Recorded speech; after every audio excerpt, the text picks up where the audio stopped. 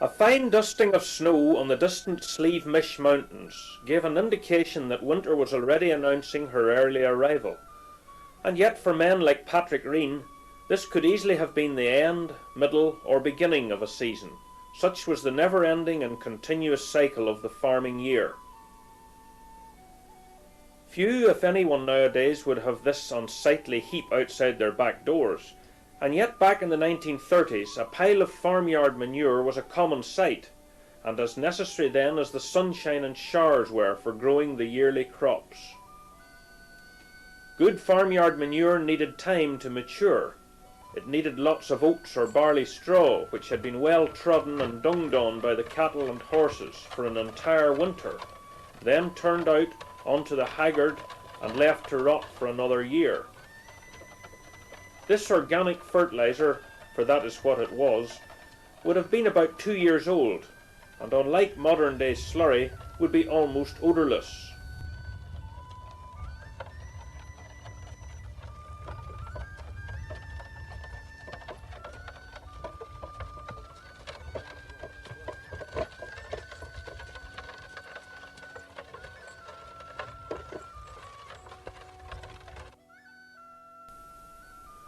Patrick and his helper, John Sheehan, would spread a cartload every hour.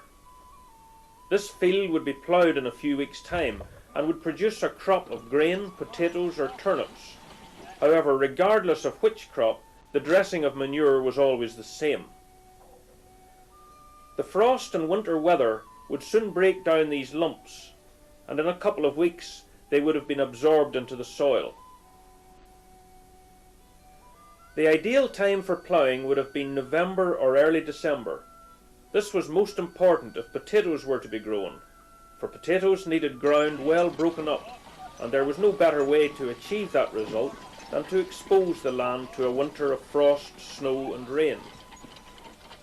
It was said that during the 1930s the summers were better and the winters colder. Indeed, it was often usual that ground could have been frozen from Christmas until the end of February. It was also common for ground to be so wet during winter that it would have been impossible to take a team of horses onto the ground until early March. Since medieval times there have been few agricultural implements better documented than the plough.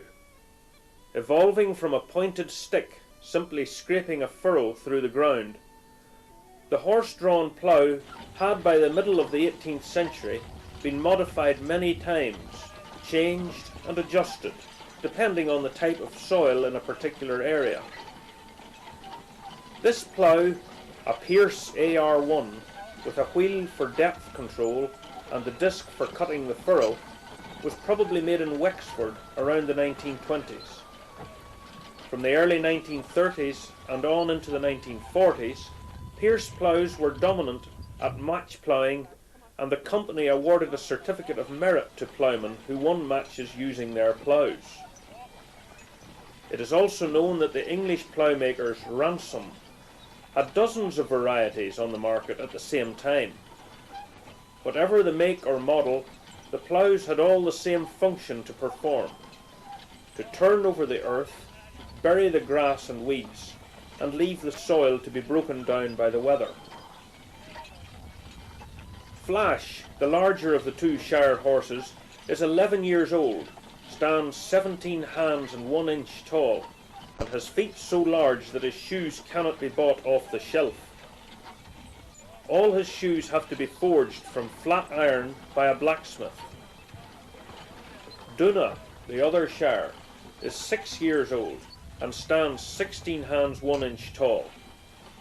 In an 8-hour day these powerful animals could plough an acre of ground. Toddy Doyle the ploughman would never need a stick nor whip. These horses know his voice and will work to voice command, thus making the use of the reins almost unnecessary.